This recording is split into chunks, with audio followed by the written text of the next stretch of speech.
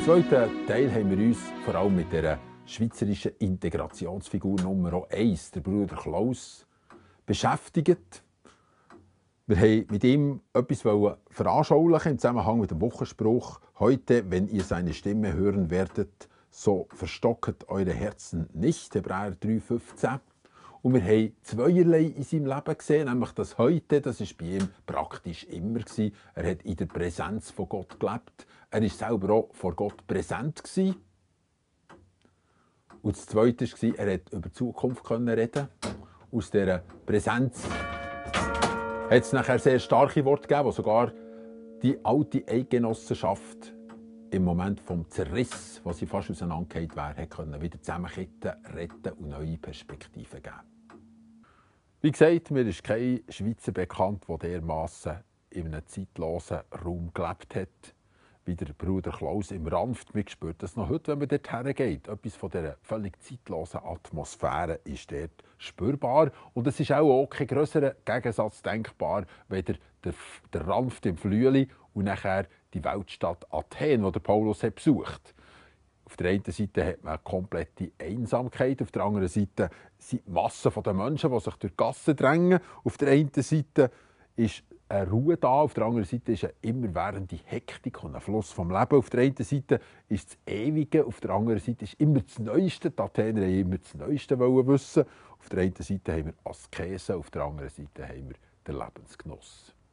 So viel Leben hat es in Athen gegeben, aber an einem Ort hat es sich dann noch konzentriert. Ein Konzentrat von Interessen, von Gewunger, von Hektik. Das war der Platz auf dem Areopag, wo die Leute eine Rede halten konnten. Und weil natürlich dort ewig Promis angestanden, jeder hat am wichtigsten Ort der Welt eine Rede schwingen und von möglichst vielen anderen auch gehört werden oder aus der weiten Welt etwas erzählen. Aus diesem Grund haben sie dann müssen sagen, ja, es kann ja nicht endlos sein, jeder kann sich nicht endlos produzieren, sondern wir erfinden jetzt, und die Griechen haben immer etwas erfunden, wir erfinden jetzt einen Zeitkanister. Mittlerweile haben ja die Schweizer Kleintierhalter das übernommen. Jetzt können die Schafe da immer ein bisschen trinken, aber dann war es so, sie hatten einen Zeitkanister und solange wie hier Wasser rausläuft, kann man reden. Und der Paulus, der ein Missionar war und ein Strateg, hat gesagt, okay, ich nehme die Herausforderung an. Das ist zwar für den Paulus eine kurze Predigt, aber er hat gesagt, ich stelle mich dem Zeitkanister und dem Gewunger der Athener. Der Kanister hat angefangen zu laufen und der Paulus hat Zeit gehabt, den Athener das Heil zu erklären. Nicht sehr viel Zeit, wie man weiss. Trotzdem, es war ein Unterschied zu allen Reden, die vorher gehalten waren, weil jetzt ist das Heute von Gott plötzlich auf Athen gekommen. Heute, da ihr seine Stimme hört. Und tatsächlich hat der Paulus im Verlauf seiner Ausführungen auch von dem Heute geredet. Er hat nämlich gesagt, früher hat Gott über all das Unwissen hinweg geschaut. Er hat so viele Götter hier irgendwo einen Altar errichtet, sogar am unbekannten Gott. Früher hat Gott über das Unwissen von euch hinweggeschaut. Aber jetzt hat er einen von den Toten zurückgeholt, auferweckt. Jesus, der Sohn von Gott. Und jetzt ist die Zeit, dass ihr umkehrt, dass der Buß tut. Weil jetzt hat er sein Wort gehört. Und als der Paulus das ausgerichtet hatte, ist der Tank bereits praktisch leer gewesen. Wie lange geht eine Kanisterpredigt? Wie lange geht 10 Liter Wasser? Lesen Sie nach. Apostelgeschichte 17 ist die Predigt überliefert. Kurz und bündig war es. Nachher sagt man sich, ja, was kann eine Kanisterpredigt überhaupt bewirken, so in einem grossen Tumult. Das Resultat ist ganz einfach zu beschreiben. Die beiden D, nämlich Damaris und Dionys, das sind die beiden bekannten Persönlichkeiten, die sich an Paulus angeschlossen haben. Der Dionys hat noch einen kleinen Zusatznamen gehabt. Und wenn man den Namen hört, schlägt wie eine Bombe ein. Weil der hat nämlich geheissen Areopagites.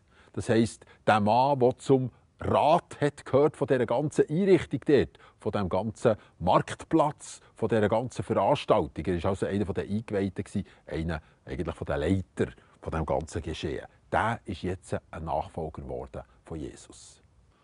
Damaris und vor allem auch der Dionysios Areopagites, sie sind eine Antwort, eine Erfüllung von diesem Wort heute. Wenn du Gottes Stimme hörst, wirst du dein Herz nicht verschließen, sondern wirst es ihm auftun. Und genau das ist passiert. Ein angesehener Griech, der gestrotzt hat vor Humanismus, vor Wissen und auch vor Macht. Dem viele Aufgaben waren anvertraut gewesen.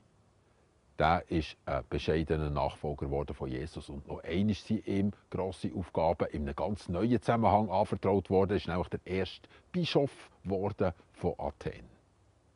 Es kann also niemand sagen, ein Kanistervollzug kann nichts bewirken. Der kann lebenslängliche Folgen haben, die sogar in die Ewigkeit andauern. Das ist ja ein grosses Thema, wo wir jetzt drinnen sind im Moment. Übrigens, Athen 1984 im Dezember, der John Stephens macht etwas ganz Ähnliches. Er gibt einem jungen Griech in Athen eine Bibel, wird wegen dem zu 3,5 Jahren Gefängnis verurteilt. Ein Urteil, das nur ist rückgängig gemacht wurde auf den Druck vom amerikanischen Präsident Ronald Reagan.